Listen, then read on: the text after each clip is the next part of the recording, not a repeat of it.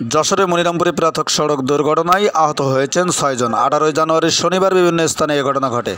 খেদাবলাট মনিরামপুর রোডের জুলানপুর নামক স্থানে মোটরসাইকেল নিয়ন্ত্রণ হারিয়ে গুরুতর আহত হলে মোটরসাইকেল চালককে উদ্ধার করে মনিরামপুর ফায়ার সার্ভিস মনিরামপুর উপজেলা স্বাস্থ্য কমপ্লেক্সে নিয়ে আসে। এছাড়াও মনিরামপুর বিভিন্ন স্থানে সড়ক দুর্ঘটনার কবলে পড়ে মামদকাটি গ্রামের শামীম হাসান, হরেগাতি গ্রামের জুয়েলরানা, আগরহাটি গ্রামের ওয়ালিদ হাসান, মনিরামপুর পৌর শহরের হাকোবা গ্রামের সিয়াম হোসেন। এদিকে পাড়িয়া ডিসপেন্সারি মোড়ে মাসের আলম সাথে ভ্যানের সংঘর্ষ হলে নাসিমা বেগম ৫০ ও ভ্যান চালক গুরুতর আহত হয়। বিস্তারিত ভিডিও চিত্রে।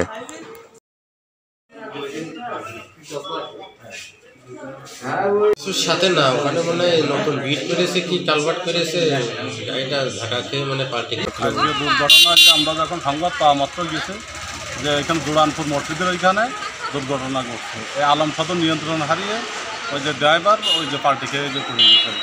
আমরা সংবাদ পাওয়ার 30 সেকেন্ডের ভিতরেই আমরা চলে গেছি, যাওয়ার পরে ওইখানে যাওয়ার পরে ওইটা উদ্ধার করে হাসপাতালে গেছি। এই পর্যন্ত আমাদের কাজ। প্রতিদিন নিয়মিত 3টে 4টে 5টা মানে ম্যাক্সিমাম 1টা 2টার নিচে মনিরামপুর এমন কোনো দিন নাই যে 1টা 2টা হয়নি। পার ডে 1টা 2টা আছে। এই তো শুধু দুর্ঘটনা গেল, এরপরে আগুন আছে সেগুলো। তবে সবচেয়ে আমাদের এখানে দুর্ঘটনাটা সবচেয়ে বেশি দিচ্ছে এই আগুনের। আপনার নাম? আমার নাম হচ্ছে তৌহিদুল ইসলাম, লিডার। আপনি তো